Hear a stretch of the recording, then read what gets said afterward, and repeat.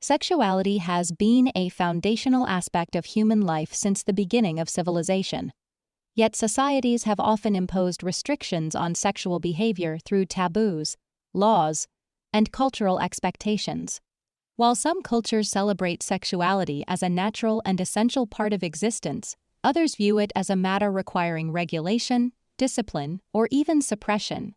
The roots of these restrictions run deep, shaped by religious doctrines, patriarchal structures, and philosophical interpretations that define moral boundaries. Today, many societies remain hung up on sexual acts and discussions around sexuality, grappling with lingering stigmas that affect personal relationships, education, and health policies. In contrast, some cultures embrace sex more openly, normalizing discussions about pleasure, consent, and relationships in ways that Western societies often struggle to accept. To understand these dynamics, we must first explore the historical origins of sexual taboos, analyze why societies continue to struggle with them, and compare how different cultures perceive sexuality. Today, historical roots of sexual taboos have existed for thousands of years, often rooted in religious beliefs and social structures that sought to control human behavior. Early civilizations had varying approaches to sexuality, ranging from unrestricted views to rigid regulations based on religious or political motives. Ancient civilizations and sexual norms in ancient Mesopotamia, Egypt, Greece, and Rome, sexual attitudes varied greatly. While some practices were celebrated openly, such as fertility rituals and temple prostitution, others were tightly regulated, particularly in patriarchal societies where women's sexuality was often controlled to ensure lineage purity. Mesopotamia, Egypt. These ancient civilizations recognized sexuality as a powerful force tied to fertility, creation, and even divine worship. Some Mesopotamian temples practiced sacred prostitution, where sexual acts were considered offerings to the gods. Egyptian mythology, too, featured narratives that acknowledged sexual desire without stigma, including stories of gods engaging in intimate relationships. Greece, Rome. In classical antiquity, sexual openness was more evident in Greek society, where relationships including same-sex relations were widely accepted in certain contexts. The Romans, while engaging in relatively liberal sexual customs, also introduced early legal codes regulating adultery and women's sexual behavior, setting precedents for future restrictions in Western societies. Religious influence on sexuality. As religious doctrines gained prominence, sexual norms became increasingly restrictive.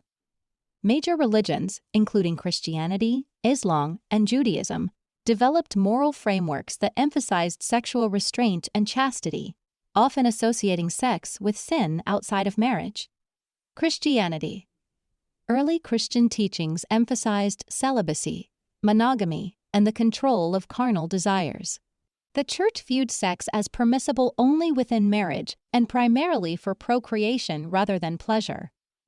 These ideals influenced Western sexual morality for centuries, leading to repression and stigmatization of non-reproductive sexual acts. Islam. Islamic teachings also emphasize modesty and regulate sexual conduct within the framework of marriage. While Islam acknowledges sexual pleasure, strict rules govern its context, reinforcing the idea that sexuality should not be openly discussed or indulged outside of marriage. Judaism. Jewish traditions historically placed importance on marital intimacy and viewed sexual pleasure as a fundamental part of human relationships. However, strict laws governed appropriate sexual conduct, ensuring that certain behaviors remained within religiously acceptable boundaries. Why are we still hung up on sexuality? Despite modern advancements in science, medicine, and psychology, many societies continue to struggle with open discussions about sex. This hesitation is rooted in historical taboos, religious teachings, patriarchal ideologies, and the intersection between morality and law. Cultural and societal influence. Sexual restrictions in modern societies often stem from deeply ingrained traditions that associate sex with shame, purity, and morality. Societies that promote abstinence-based education or discourage sexual exploration often contribute to a culture where sex is viewed as taboo rather than a natural human experience. Additionally, patriarchal structures reinforce gender-based restrictions. While men's sexuality may be more socially accepted or even encouraged, women in many cultures are expected to uphold ideals of purity, modesty, and restraint. This disparity further perpetuates sexual stigma, making open dialogue about sex more difficult. Media, censorship, and commercialization. Modern media has a paradoxical role in shaping sexual attitudes. While entertainment industries heavily commercialize sex, portraying it in exaggerated, sensationalized ways, real conversations about sexual health and education remain limited.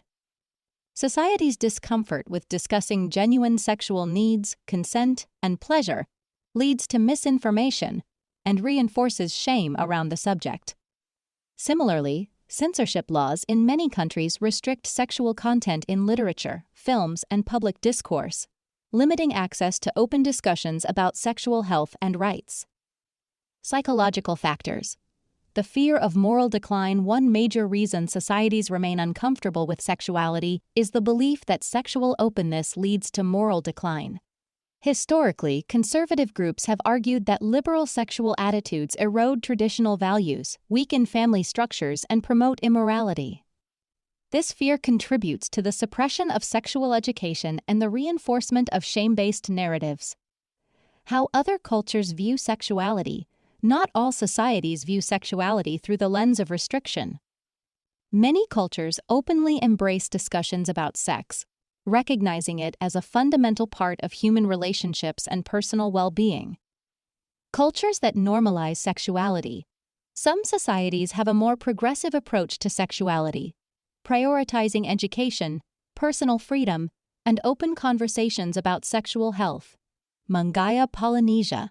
The island of Mangaya in the South Pacific has traditionally embraced sexual education as an integral part of life. Young men are guided by older women on how to ensure pleasurable experiences for their partners, reinforcing the idea that sex should be mutually enjoyable and understood.